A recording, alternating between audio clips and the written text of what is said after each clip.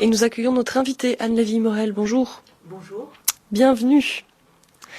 Bienvenue parmi nous sur Radio Campus. Voilà, tout va bien, tout va bien. Et j'ai eu l'occasion de présenter un petit peu votre venue, de dire qu'on parlerait de votre dernier film qui s'appelle Casus Belli. C'est bien ça. Oui, et il y a un sous-titre qui est sur les sentiers de la paix. Et c'est quand même important. Et c'est ainsi qu'on a déjà commencé à parler un petit peu de paix et de médiation entre nous. En attendant. Ok, super. On a eu l'occasion de le voir toutes les deux. Il a été projeté en avant-première hier à Flagey. Il me semble que c'était complet, puisque des amis ont voulu y aller et n'ont pas eu de place. Et ça, c'est souvent le problème des avant-premières. Il faut pas hésiter à y aller. Il y a encore 12 séances. Donc, ça tombe bien. Et donc les séances commencent le 17 septembre, donc c'est la semaine prochaine. Ça va courir jusqu'au 16 novembre. Vous avez un mois d'affiches à Flagey sur ce film. C'est chouette. Et alors, le 17 septembre, j'ai promis aux personnes qui étaient déçues hier de ne pas pouvoir entrer que je serai là, pas avant, mais à la sortie, au bar, pour ceux qui désirent bavarder autour du film. Chouette. Et il y a des choses à dire sur ce film. On en reparlera juste après, mais à cette occasion-ci, il y a toute une rétrospective qui est faite de votre travail. Pas tout, parce qu'il y a aussi d'autres choses, j'ai entendu. Mais en tout cas, c'est à vous que l'on doit Le rêve de Gabriel, qui date de 98, qui sera reprojeté sur la pointe du cœur. 97, si on est à Tillon. Si on est à Tillon, ça va. Sur la pointe du cœur, qui date de 2001, c'était vous aussi. Yes. Mannequin Peace, l'enfant qui pleut, de 2007. On en a parlé, je crois, il y a moins de 2 ans à Campus, parce que vous étiez passé à l'ULB aussi pour le présenter. Oui, c'est vrai. Et puis, un jour de court-métrage, qui est gratuit, qui reprend aussi des travaux plus anciens, ou d'autres faits Oui, de la préhistoire. Ouais. Du proto Anne Lévy-Morel. Voilà, c'est ça. C'est ça. On parlera aussi des épopées authentiques, puisqu'on dit du Anne Lévy-Morel, je viens de le dire. C'est qu'il y a quelque chose qui se dessine de ce côté-là. Mais peut-être avant, on peut présenter ce film, Casus Belli, Kesako. Alors, Casus Belli, donc pour ceux qui n'ont pas fait de latin, ça veut dire motif de guerre. Et donc c'est un film qui est tourné non pas sur un lieu où on se bat avec des armes, des mitrailleuses, mais dans des lieux où on essaie de résoudre des conflits, c'est-à-dire un tribunal de justice de paix et un centre de médiation locale dans 2 communes bruxelloises, où donc un juge et 2 médiateurs essaient d'amener les gens à pacifier leurs relations. Ça peut être des relations de voisinage, ça peut être des problèmes entre propriétaires et locataires, ça peut être des problèmes d'irrespect de parking, ça peut être des choses apparemment très futiles, mais qui peuvent occasionner des tensions. Vivre ensemble, c'est une chose dont on pourrait dire qu'elle est impossible si vivre seul n'était pas encore plus compliqué. Et donc ça pose des problèmes qu'il faut résoudre. C'est des endroits où on essaie de résoudre ces problèmes-là. Alors du coup, les gens qui viennent là, ils se présentent de façon très expressive et ils essaient de faire entendre leur point de vue. Et donc ça donne des scènes qui peuvent être tantôt tragiques, tantôt comiques. Et voilà, comme cinéaste du réel, j'ai trouvé ça très très très intéressant comme endroit. Mmh. Cinéaste du réel, ça c'est un peu c'est un peu votre patte. Il y a une raison pour laquelle vous vous êtes attaché à ces questions de paix et de médiation, ou ça fait partie des sujets que vous souhaitiez aborder depuis longtemps, ou pourquoi comme ça tout d'un coup? Enfin, tout d'un coup, pas quand on fait un film, mais ça prend un peu plus de temps. Ce sont de très très bons endroits d'observation du monde. Ce sont des endroits où les gens sont occupés à être ce qu'ils sont, et donc on peut les filmer dans un naturel qui est à peu près parfait. Les gens sont d'excellents dialoguistes, donc dramatique. Voilà, qu'est-ce que vous voulez de plus? Des personnages qui acceptent d'être filmés, par exemple, dans des moments qui sont un peu délicats. Oui, il y a des gens qui ont ce courage, qui ont cette générosité.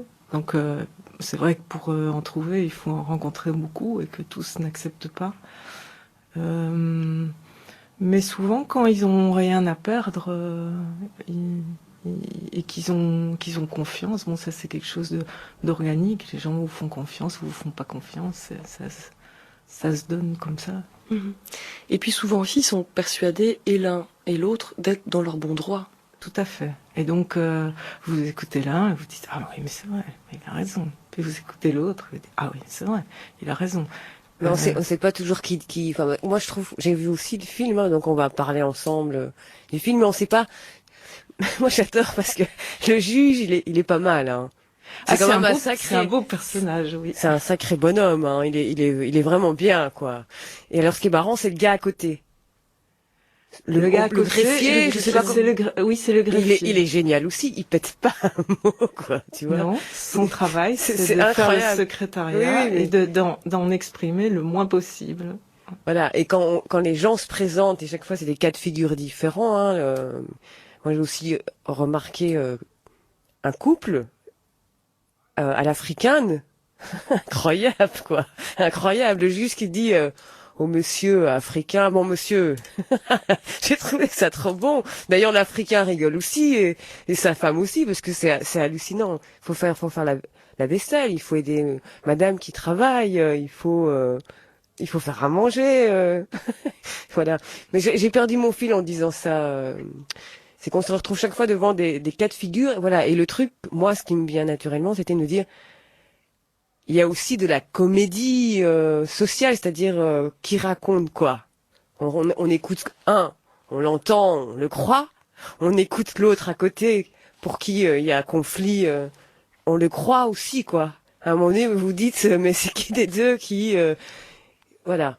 Oui, et c'est ça qui est chouette, c'est que du coup, on est projeté dans une dimension qui est autre que celle de l'opinion.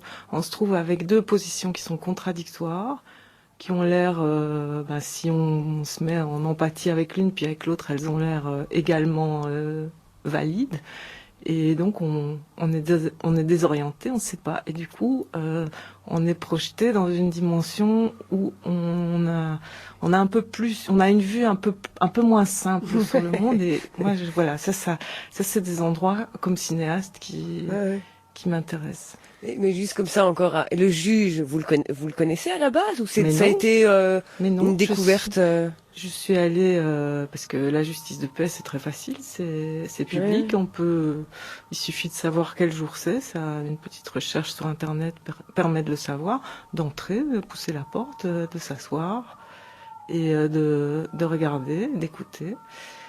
Et j'ai fait ça dans 7 ou 8 cantons judiciaires différents, donc j'ai pu faire mon casting de juge.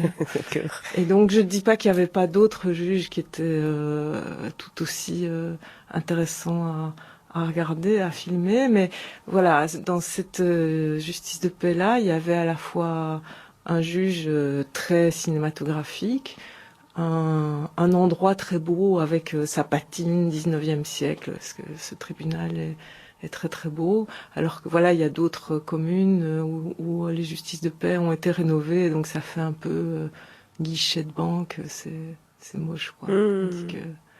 Tandis que là, c'est vraiment un bel endroit. Et puis, une équipe de greffiers très, très accueillante, qui ont bien compris le projet. Et voilà, donc on a mis du temps à se connaître, ils ont mis du temps à accepter l'idée. Heureusement, c'est pas des endroits où on entre avec une caméra comme ça du jour au lendemain. Ça prend du temps d'expliquer. J'ai montré mes films. Voilà, c'est pas des choses qu'on peut faire comme premier film sans avoir rien à montrer. Il faut inspirer confiance et c'est bien normal. C'est vous qui savez ça, madame. Et donc, face à deux avis contraires qui s'opposent si fermement, parce qu'ils sont là parce qu'il y a conflit, il y a, au milieu, celui qui doit décider de ce qui pourrait être juste ou pas, quoique, qui est soit le juge de paix que vous évoquiez, soit le médiateur de quartier local, qui sont un petit peu deux approches différentes. C'est pas, enfin, si je peux vous interrompre, le médiateur, justement, sa spécificité, c'est qu'il ne décide pas et qu'il ne dit pas ce qu'il faut faire. Donc le médiateur est là pour écouter, d'abord l'un puis l'autre séparément, essayer, quand c'est possible, de les faire se rencontrer et de les aider à construire ensemble une solution. Et bon, dans plein de cas, ça marche pas. Hein. Mais quand ça marche pas, ça peut quand même avoir des effets positifs de permettre aux gens de se calmer un peu, D'être écoutés. D'être écoutés et de se calmer. Hein. Ouais. Et puis, quand ça marche, les solutions qui sont construites sont très solides parce que les gens les ont décidées eux-mêmes. Alors, ça peut prendre longtemps. Hein. Par exemple, quelqu'un le voisin d'au-dessus fait du bruit, l'appartement n'est pas insonorisé, donc ils peuvent mettre des semaines ou des mois à décider ensemble que la solution, ça serait peut-être de mettre du tapis. Mais bon, qui va payer le tapis? Qui va choisir le tapis? Bon, il y a des cas où ça peut finalement tout à fait pacifier la relation parce que les gens se mettent à mettre le tapis ensemble et ça change complètement la relation de voisinage. Mhm. Alors, c'est pas le monde des bisounours non plus, ça marche pas à tous les coups, mais quand ça marche bien.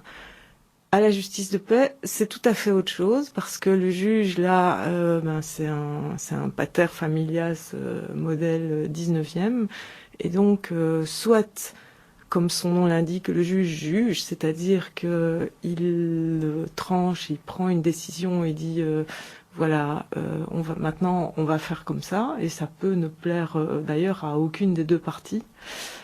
Ou alors, et c'est ce qui m'a spécialement intéressée dans ce film, il fait ce qu'on appelle des conciliations, c'est-à-dire que c'est pas tout à fait une médiation au sens où lui, il a une idée de solution, il la propose et il pèse de tout son poids pour essayer de la faire accepter par les parties, ce qui est donc à peu près le contraire de ce que fait le médiateur. Donc le médiateur, il est tout à fait clairement dans la culture du XXIe siècle.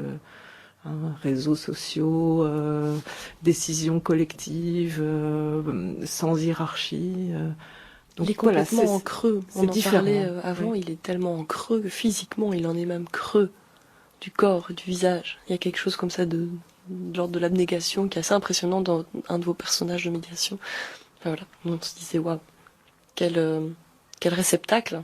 Oui. Pour des gens qui viennent quand même dans des états d'affolement, d'hystérie ou de violence parfois qui sont pas forcément sympas à recevoir. Oui, c'est un rude métier. Oui, à mon avis, tu peux pas faire ce métier toute ta vie. C'est pas possible. Ah, il faut leur demander. Oui, mais moi, ça m'aurait plu de...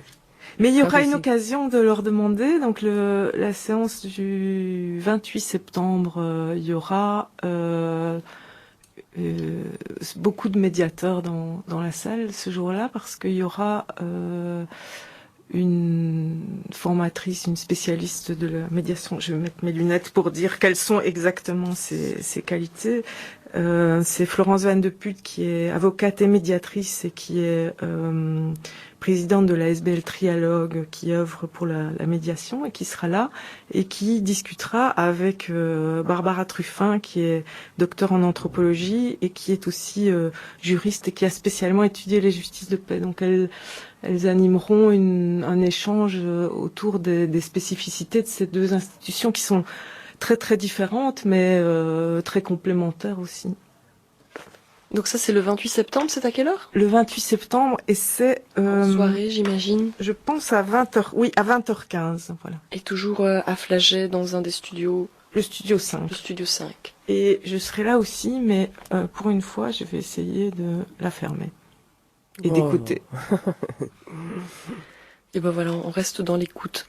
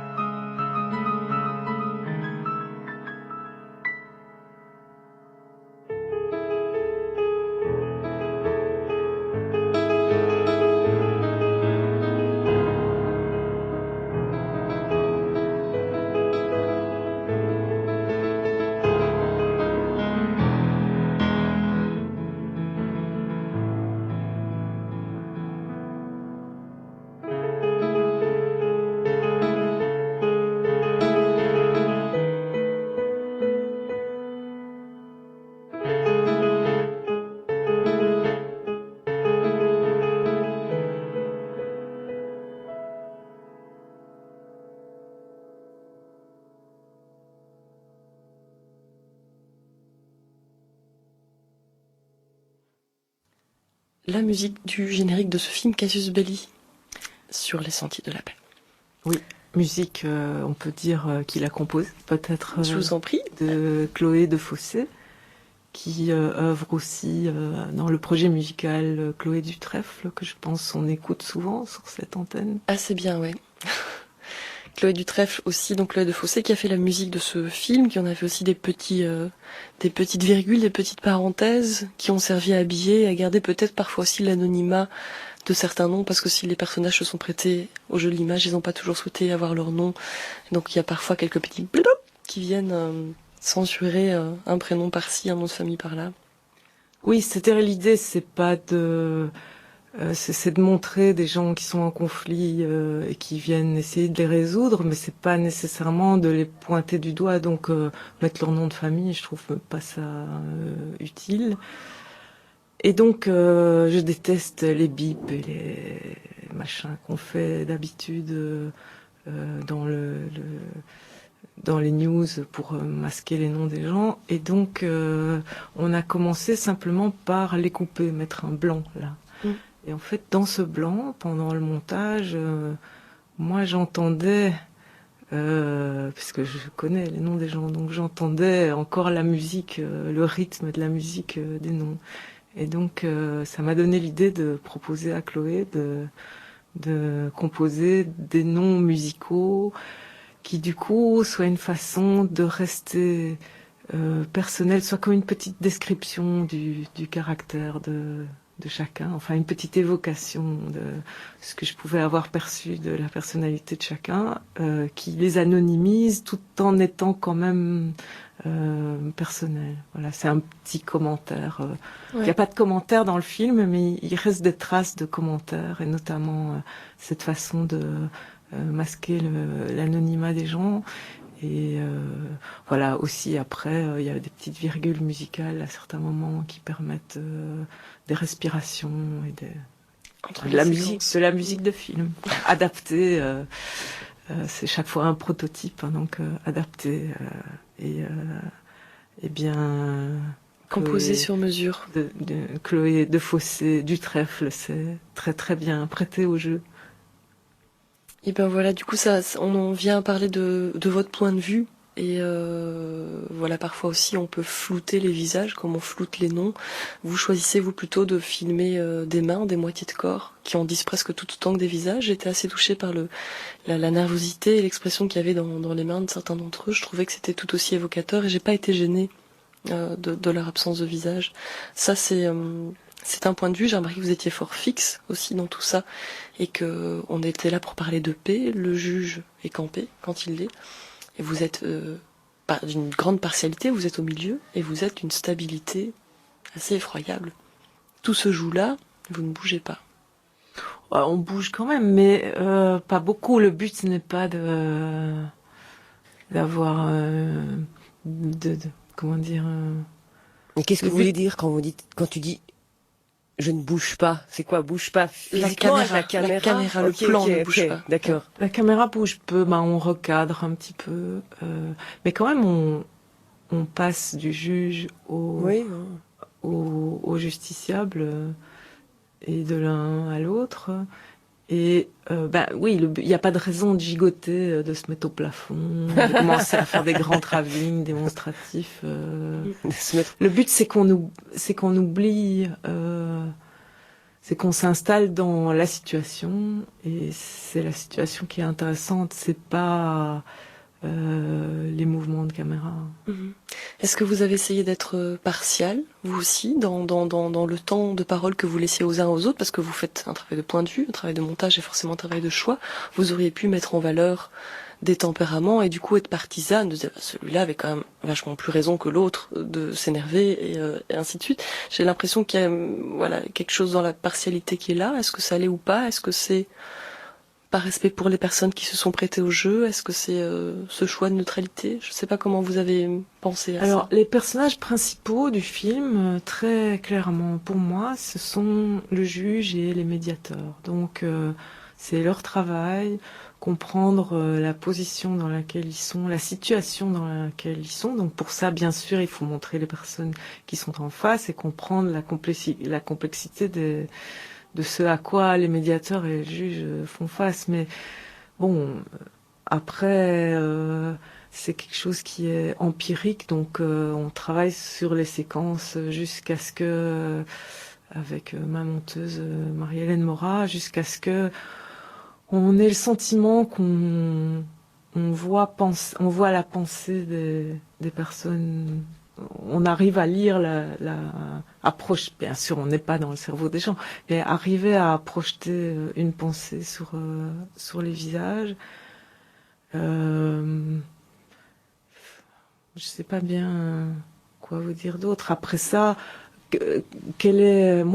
mon travail, c'est aussi de ne pas avoir d'opinion sur qui a tort et qui a raison, parce que c'est ça que je suis allée chercher finalement. C'est cette couche de complexité, de suspendre l'opinion en fait. Un point de vue, une opinion, c'est pas du tout la même chose. Un point de vue, c'est un endroit d'où regarder. Et bien l'endroit d'où regarder, c'est essayer d'aller. Finalement, c'est peut-être ça. J'ai essayé d'aller m'approprier cette capacité qu'ils ont à ne pas sauter tout de suite dans « Ah, c'est lui qui a raison ».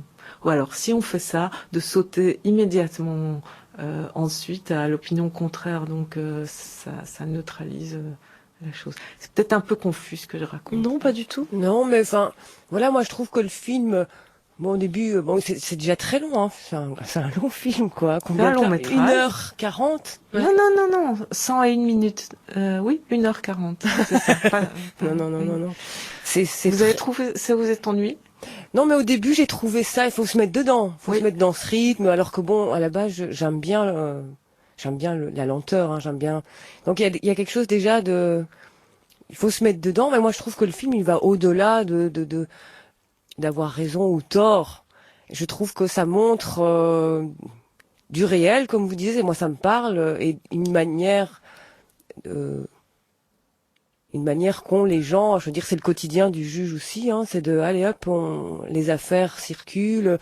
Je trouve que il y a le juge, il y a les gens aussi qui viennent présenter leurs histoires, et je trouve que sans ces gens, il n'y a pas d'histoire. Donc ils font partie de, c'est pas simplement avoir tort ou raison, c'est voir une réalité, quoi, voir du réel.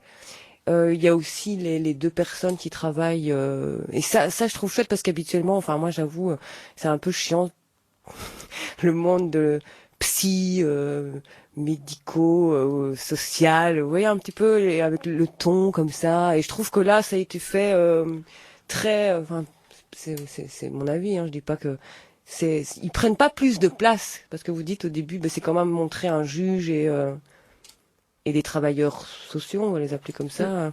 Moi, je trouve que non, c'est pas simplement que ça. Je trouve ça donne aussi d'autres visions. Ah oui, parce que ils sont pris à partie. Ils sont tous ensemble, quoi. Oui, il n'y a pas un qui domine pour plus montrer quelque chose que d'autres, je trouve. Oui, mais j'aurais pu faire un film à la médiation en prenant une histoire et puis en suivant les gens quand ils rentrent chez eux et comment ça évolue avec les voisins et filmer en dehors. Et non, c'est pas l'idée. L'idée, c'est deux huis clos. Et puis le petit local de la médiation avec son côté ventre confortable avec ses plantes vertes et le côté chaleureux, et puis le tribunal avec son côté théâtral, et on passe de l'un à l'autre. Ces deux méthodes différentes, mais finalement ils rencontrent le même type de difficultés et c'est les mêmes, comment dire, il y a autant d'humanité, d'histoires qui sont apparemment futiles, mais en fait très prenantes pour les gens qui les vivent.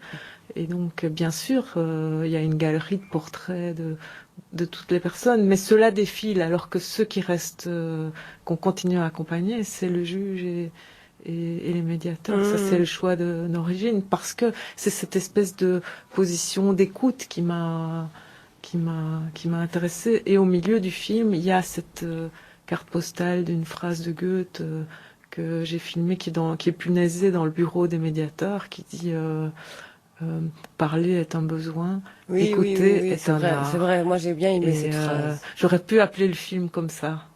Mais bon, ça, on la percevait mieux en mettant la phrase au milieu parce qu'il fallait faire tout un chemin avec eux pour pouvoir la sentir résonner, qu'elle soit chargée de toutes les séquences qui ont précédé. Parce que quand on avait mis ce plan au début, ça marchait pas du tout. Alors, ça passait comme ça. Ça passait tout à fait à l'as, quoi. Il y a un autre carton qui commence le film, par contre, qui introduit le film, qui est une citation aussi. Oui, qui est une citation de Roland Barthes, qui dit, alors je vais peut-être l'écorcher un peu, que chez l'homme, le vivre ensemble doit être appris, et que cet apprentissage, on l'appelle la culture. Voilà. Et voilà, c'est une phrase que j'ai mise lors d'une des dernières visions avant qu'on fasse toutes les opérations techniques de post-production du film. Il y a quelqu'un qui m'a dit, mais... Ça m'a gênée aussi. Ouais, alors je vous explique. Ça vous a gêné la phrase? Ouais. Pourquoi? J'avais peur de commencer le film par un jugement, se disant que des gens qui ne savaient pas s'entendre, s'écouter et régler des choses n'avaient pas la culture suffisante. Ah oui. Oui, je vois le malentendu, mais dans mon esprit, c'est pas ça. C'est-à-dire que la culture, c'est pas quelque chose qui est de l'ordre d'un savoir, à mon avis. C'est quelque chose qui vient... Comment je vais expliquer ça? C'est apprendre à trouver les manières de faire pour arriver à imaginer quel peut être le point de vue de l'autre. C'est ça, en fait. Et c'est vrai que c'est quelque chose qui doit se cultiver, s'apprendre. Et donc j'ai mis la phrase au début parce que quelqu'un qui connaissait mes autres films était venu voir. Moi, j'essaie d'avoir des spectateurs Kobe qui me disent un peu comment ils reçoivent le film, parce qu'à un moment donné, moi, j'arrive plus à me mettre dans cette position imaginaire que je regarde ça pour la première fois, parce que vraiment, je l'ai trop vu, et donc c'est bien d'avoir des gens qui viennent dire ce que eux perçoivent. Elle m'avait dit, écoute, moi je m'attendais à être portée par une voix off qui donne un peu ce confort de savoir où on va. Et là, on ne sait pas où on va. On doit découvrir ça au travers des situations, et tu nous as pas habitués à ça. Et donc, je pense que ça va dérouter les spectateurs qui ont vu tes autres films. Je me suis dit, bon, alors il faut peut-être mettre une phrase au début pour un peu quand même donner un ton, quelque chose. Rappeler qu'il y a une auteure derrière, qu'il y avait des choses à dire. Comment? Pour rappeler qu'il y avait une auteure derrière, est-ce que vous avez eu envie de signer de votre vision, comme si la caméra ne suffisait pas, comme si le cadre et le montage suffisaient pas? Je pense que ça suffit, mais pour les gens qui ont envie d'avoir un petit confort en plus, voilà, alors ne pas refuser ce confort. Je me voyais pas mettre une voix off parce que franchement, je vois pas ce qu'elle aurait pu raconter de plus. C'est vrai c'est vrai ce que vous dites, que ça démarre lentement, qu'il faut un peu de temps pour que ça parte. Faut prendre le temps de s'installer bien, mais c'est pas... Alors c'est marrant parce que je pense que à l'époque où ça se faisait de mettre des films avec rien que des citations et pas de voix de conteur, moi je faisais des films avec des voix de conteur, et maintenant que ça se fait plus, y compris sur des reportages, de mettre une voix qui explique ce qu'on doit avoir. Enfin ça j'ai jamais fait, mais de mettre une voix qui tient un peu le truc ensemble. J'ai plus envie de mettre de voix. Ça doit être une forme d'esprit de contradiction. Chouette. C'est très bien. Cela dit, moi, le mot culture, je l'entendais autrement, et plus dans un esprit de communauté, et d'autres façons de vivre ensemble, et de cohabitation, d'interculturalité. Voilà, tu citais un couple d'Africains qui venaient, eux, ils avaient conflit dans leur histoire, dans leur culture commune. Ça, c'est une scène, mais je ne l'oublierai pas, Ouais. Je vous promets. Mais ils sont bien. Je ne l'oublierai pas. Tu dirais que c'est du jouet, quoi. Tu dirais que c'est une blague. Mais la vie est le plus grand scénariste du Ah monde. oui. Hein. Et puis il y a d'autres cas où les individus en conflit sont de cultures différentes et ils ont des façons de faire différentes. Une autre façon de considérer le ménage, le barbecue, à combien on peut vivre dans 35 mètres carrés et tout ça. Donc c'est quelque chose qui est abordé bien évidemment. En plus on vit à Bruxelles, vous avez filmé ça à Bruxelles, donc ces questions interculturelles sont là. J'imagine que c'est aussi un peu le quotidien de ces médiateurs et de ces juges, de se dire bon ben le juge lui-même vient avec sa culture à lui qui est de ça ne se fait pas.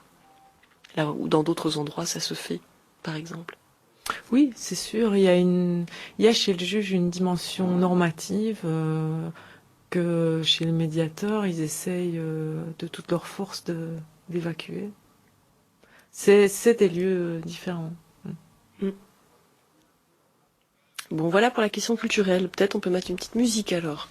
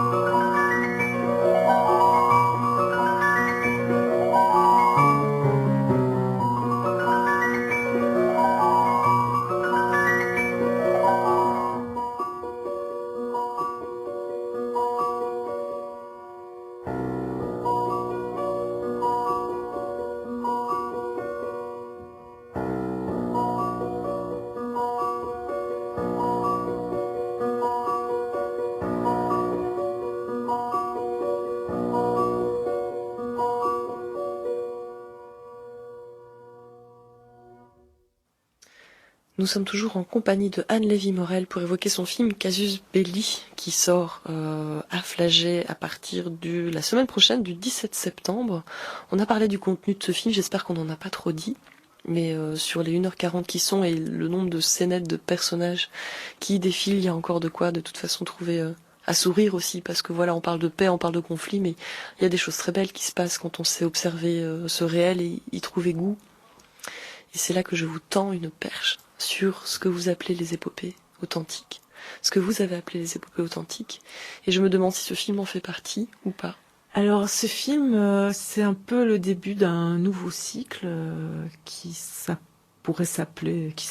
on l'a appelé comme ça, les épopées du quotidien,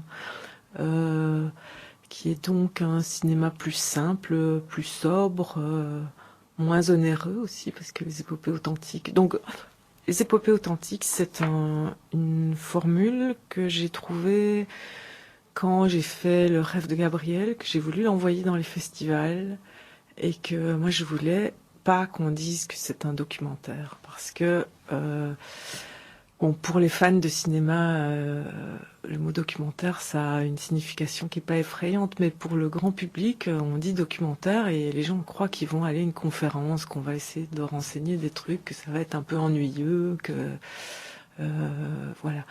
Dans le monde de l'édition, quand on publie un récit, c'est pas un traité, c'est pas un manuel, c'est pas un essai, c'est pas un article. Un récit, c'est un récit, et on peut s'attendre à y trouver une valeur littéraire et par ailleurs une valeur d'authenticité, d'observation du réel, ou on parle de choses qui sont avérées, qui se sont véritablement produite. Et donc voilà. Alors, en inscrivant le film Le Rêve de Gabriel dans les festivals, je voyais les cases. Je voulais qu'il aille dans les vrais festivals. Je voulais qu'il aille à Cannes, qu'il aille à Venise, qu'il aille à Berlin. Bon, il n'est pas allé partout. Il en a fait d'autres partout. Il en a fait d'autres, mais il en fait encore. Il est surtout passé dans les salles à Bruxelles et il est resté très longtemps. Mais donc, je voulais inscrire le film dans les festivals et je voyais ces catégories comédie dramatique, drame psychologique, et donc je barrais rageusement tout ça, et à la place j'écrivais épopée authentique. Bon. Parce que je trouvais que ça correspondait à une histoire qui avait ce côté épique d'être une histoire collective d'une tribu, enfin d'une famille, une famille élargie d'une 60aine de personnes, avec un côté âpre, avec un côté où ils avaient dû faire face aux éléments, enfin. Bon, et alors après, j'ai essayé de faire d'autres épopées authentiques et d'essayer d'aller dans les médias et de pas dire que c'était du documentaire, mais parce que je pense que les gens, ils pouvaient s'asseoir devant ces films et voir un film et oublier que les gens sont pas des acteurs, mais que ce sont des gens véritables, et de se dire, bon, on nous raconte une histoire et il y a des moments où on est ému, il y a des moments où on rit, enfin, et toutes les émotions qu'on a au cinéma, on peut les avoir devant ce film, bien que ce soit un documentaire. Ça veut pas dire qu'on va aller à l'école, quoi. Bon, donc ça vient de là. Et donc, après, les épopées authentiques ont certaines autres caractéristiques qui sont d'être un peu un patchwork de choses très très différentes, avec une voix off de conteur, enfin une valeur qui est donnée à l'oralité. Et bon, c'est assez cher à faire parce que c'est chaque fois près d'un an dans la salle de montage avec une matière énorme, et bon, c'est très complexe. Et ici, les épopées du quotidien, il n'y a pas de voix off, il n'y a pas de voix de conteur, il y a toujours une multiplicité de personnages, où j'essaie que chacun soit bien dessiné. Hein. Mon modèle, si on devait le mettre dans un autre domaine, serait un peu Bruegel. Quand vous voyez un tableau de Bruegel, il n'y a pas de personnage principal, il y a des petits croquis, et chacun est le personnage principal. Si on met un cache et qu'on regarde un personnage à la fois, chacun est bien dessiné. On s'y est bien intéressé de près. Ils sont en interaction les uns avec les autres, et pourtant ça dessine un ensemble qui est un collectif. Ça, pour moi, c'est une partie de la dimension épique. Et l'autre chose, c'est d'être confronté à des choses qui sont plus fortes que soi. Ça peut être les grandes forces de la nature. Hein. Dans le rêve de Gabriel, ils vont en Patagonie, mais c'est pas évident.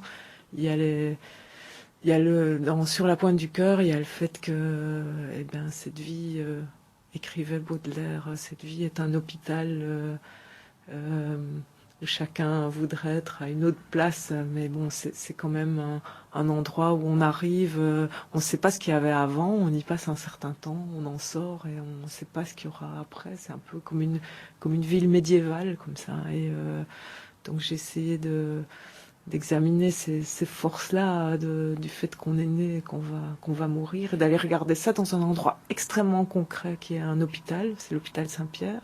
Dans la Marolles, vous citiez Bruegel, on reste dans le quartier. Ah, tout à fait. Mais j'habitais ce quartier à l'époque et je croisais mes voisins et je me disais, mais c'est dingue, on dirait qu'ils ont posé pour Bruegel.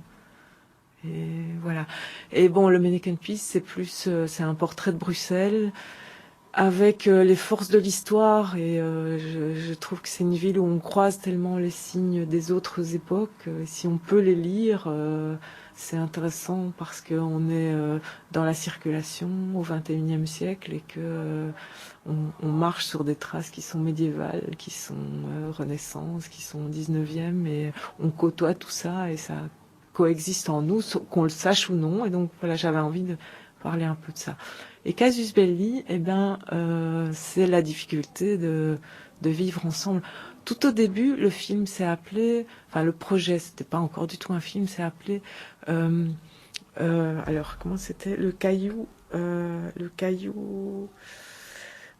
poli est celui qui s'est longtemps cogné, parce que c'est vraiment c'est trop alambiqué comme titre. J'ai eu un autre titre aussi assez long encore sur votre site. Il y a eu encore un autre titre, version de travail. Germe de guerre. Ouais. Mais Germe de guerre, ça donne un peu l'impression qu'on va aller en Irak. Et, j'ai pas ce courage physique là, donc je pense que les processus sont pas différents. Et qu'on peut les observer en étant parfaitement en sécurité, à plus petite échelle. Et si moi, demain, un documentariste, je fais un film à la manière d'eux, est-ce que je peux dire que j'ai fait une épopée authentique, ou est-ce que ça s'adresse uniquement au film d'Anne de Villemorel ? Non, tout le monde peut se réapproprier. J'ai vu d'autres épopées authentiques à qui on pourrait donner le label. Par exemple, le film de Jérôme Lemaire, Le thé ou l'électricité, ça pourrait être... Tu l'as vu ? Oui. Ça pourrait être une épopée authentique. Incroyable comme film. Voilà, alors en fait, on pratique, si vous nous proposez et qu'on visionne nos épopées authentiques et qu'on trouve que c'est une épopée authentique, on peut mentionner labelliser. Voilà, c'est pas, c'est tout à fait possible. Et lancer un label après 3 films comme ça, on vous a pas dit, mais pourquoi réinventer le genre ? Ça s'appelle le cinéma du réel. Il y en a d'autres qui le font. C'est vrai. Vous me le dites aujourd'hui, c'est pas faux. Mais disons que il y a un côté comme ça. Je me souviens, j'étais allée avec le rêve de Gabriel dans des écoles et il y avait un gamin qui m'avait dit mais madame, ce qu'on va avoir, c'est un documentaire ou c'est un film ? Et donc voilà, les épopées authentiques, je pense que ça permet d'éviter cette question qui est une fausse question, à mon avis. Et vous comprendrez pourquoi depuis le début de l'émission, on n'a pas cité une seule fois le mot documentaire. En parlant de votre travail. Infiniment. Ouf, tu ne m'avais pas dit, zut. Mais vous connaissez, voilà, on discute, hein. Je sais que ok. Vite comme ça, Claudio Pacianza. Bien sûr. Il est incroyable, ce bonhomme. J'ai vu un film de lui qui date avec ses parents. Oui, alors ça, c'est difficile de savoir lequel parce qu'il a ses parents, tant que ses parents étaient en vie, il a eu ses parents dans presque tous ses films. Moi j'en ai vu 4 et Il y en a un où c'est Claire qui fait un film avec ses parents et les autres, bon, ils interviennent dedans. Il y en a un, il parle de la bière, il y en a un... Mais moi, je parle vraiment du film où il est avec ses parents et c'est magnifique, quoi. Et il parle justement de Bruegel. C'est pour Tableau ça que, avec voilà. chute. Voilà. Tableau avec chute. Mais c'est le film de Claudio Pacienza que je préfère. Mais moi aussi, mais ses parents sont... Ouais, c'est beau, quoi. C'est vraiment beau. C'est très beau. Ah oui, oui. Et ben voilà, si vous voulez voir des belles choses, ça tombe bien, il y a une rétrospective des films de Anne Lévy-Morel, y compris les courts-métrages. Donc il y a le fameux Rêve de Gabriel qu'on évoquait, qui sera projeté le 13 et puis le 18, le 20, le 21 et le 24 septembre sur la pointe. Le 13, je serai là. Et le 13, vous serez là, puisque vous serez là à chaque fois une fois. Hein. Oui. Sur la pointe du cœur, celui autour de l'hôpital Saint-Pierre, est projeté le 18, le 22, le 25, le 27 et puis le 3 et le 4 octobre. Vous serez là quand ? Je ne sais plus, mais ce sera dit sur le site de la Cinémathèque et sur le site des Épopées Authentiques. Eh bien voilà, et puis il y a Mannequin Peace, l'enfant qui pleut, qui est projeté le 2 octobre, et puis le 5, le 7, le 9, le 11, le 17, à chaque fois à des horaires différents, donc parfois en journée, parfois en soirée, parfois en fin de journée. N'hésitez pas donc à vous rendre sur ce site pour en savoir plus. Et une journée entièrement gratuite à la gare du Luxembourg où on pourra assister à des courts-métrages que vous avez aussi produits. Ça, ce sera le jour des fêtes de la Fédération Wallonie-Bruxelles, donc le 27 septembre à 20h15 à la gare du Luxembourg. Non, c'est le film qui s'appelle Gare du Luxembourg, mais mince, c'est à Flagey. J'allais dire, mais qu'est-ce que c'est que ça ? C'est à Flagey que ça se passe. D'accord. Et donc, ils ont exhumé des films que j'ai faits dans les années 80. D'accord, ok. Voilà. Des films qui s'appellent Gare du Luxembourg. Alors non, il y a alors je pense qu'ils ont prévu de programmer Gare du Luxembourg, qui est une fiction. C'était mon film de fin d'études quand je suis sortie de l'INSAS. Il y a Les Tentations d'Albert, qui est une fiction, et il y a Tout va très bien, qui est un documentaire que j'ai dû tourner en 89, quelque chose comme ça. Et je serai là, et il y aura peut-être un dessert si on arrive à retrouver une copie projetable d'un autre film. Parce que tant qu'à montrer les fonds d'armoire, autant y aller carrément. Hein. Et ben voilà, belle rétrospective, félicitations. Merci. Le site Épopée Authentique, je crois que c'est un .be, je n'en suis pas sûre, mais vous trouverez bien ça en cherchant sur un bon moteur de recherche. Casus Belli, sur les Sentiers de la Paix, commence le 17 septembre et se joue à Flagey au Studio 5 jusqu'au 16 novembre. Merci Anne Lévy-Morel. Merci à vous. Merci à Chloé Defossé pour la belle musique, merci à Graziella pour la réalisation. À bientôt.